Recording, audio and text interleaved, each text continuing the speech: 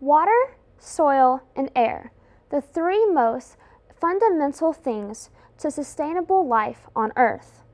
But what happens when you don't have one of these vital objects? Good afternoon.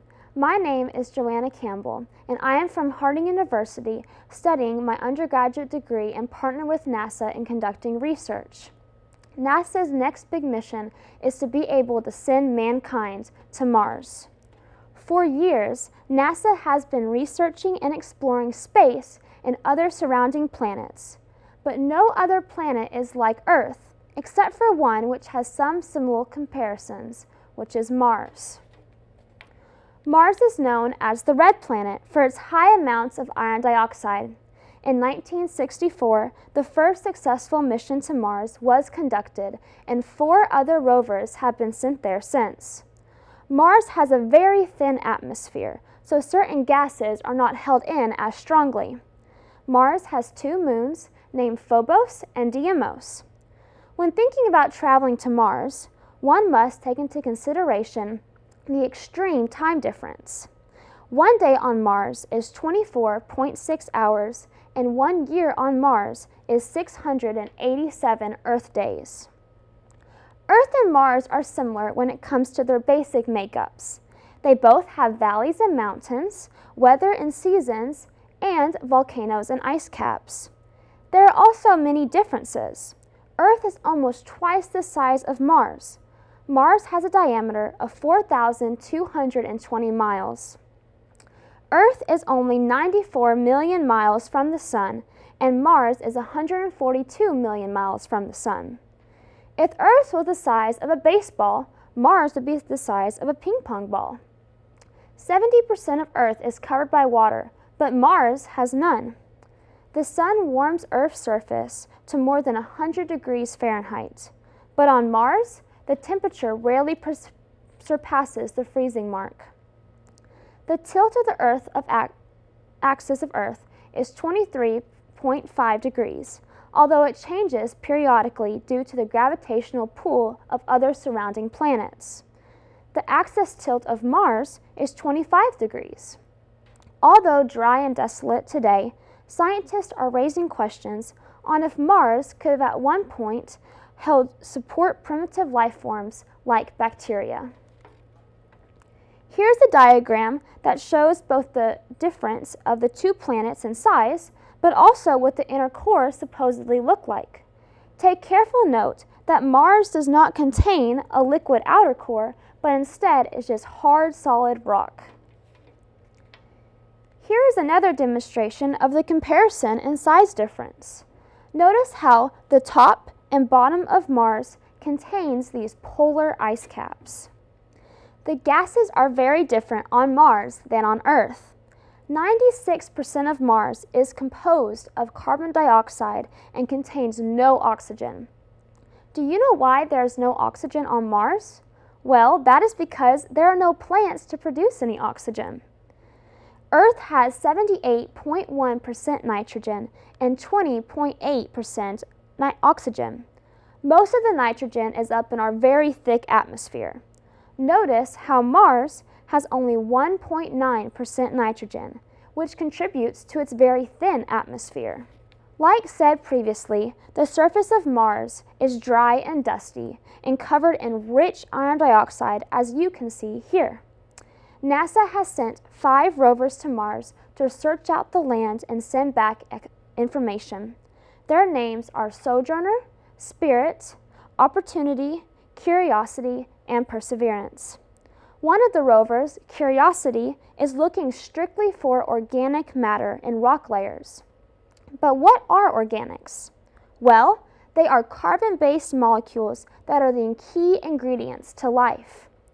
Finding organics is very hard due to extreme radiation and chemical oxidants.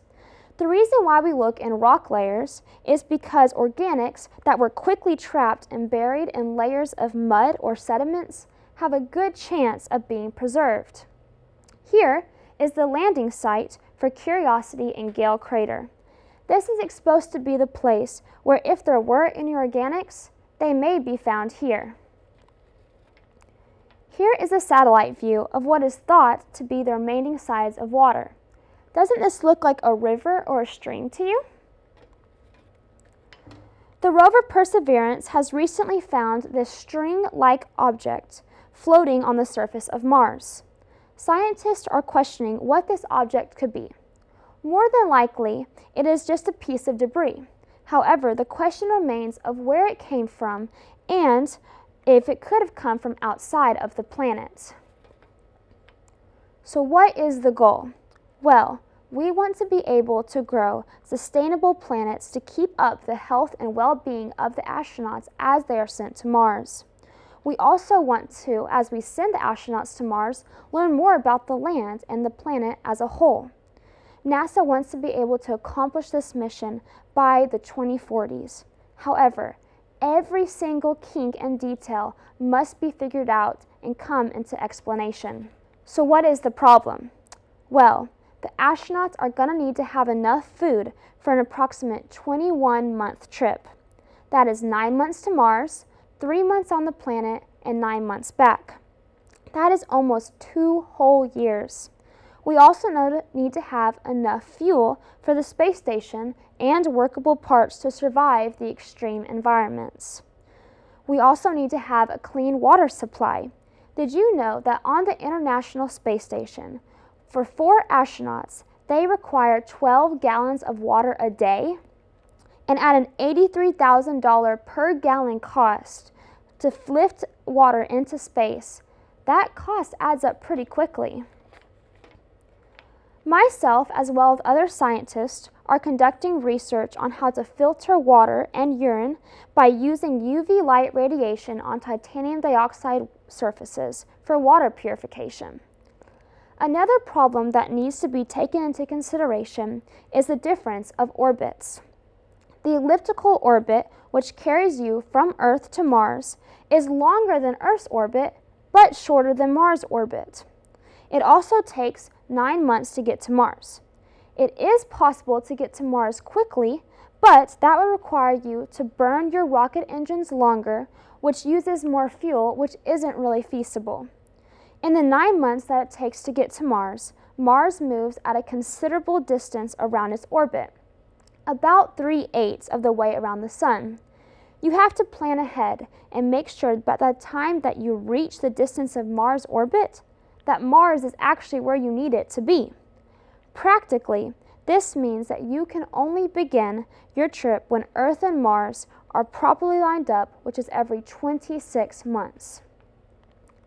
In concerns of food, Martian soil is very different from Earth soil. Martian soil contains mostly mineral matter. It also contains a high amount of perchlorates, which can be very toxic. Scientists have grown and made a simulated Martian regolith soil that they can use for experiments and instruction. Here is an image taken by one of the rovers which shows the terrain of Mars. Notice the soil and what it looks like. Earth soil is very different. Depending on location, it can also look and feel different. For example, the soil in the rainforest is very moist. However, the soil in the desert is very dry.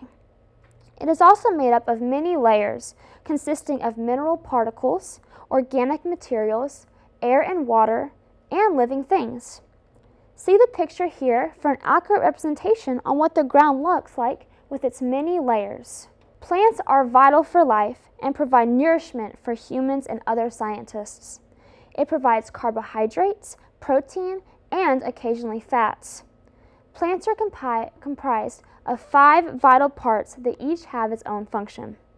First, the roots dig down deep into the soil and absorb water and other nourishments. From the roots sprouts the stem and the leaves. Leaves are what carries out photosynthesis, and the stem supports the plant.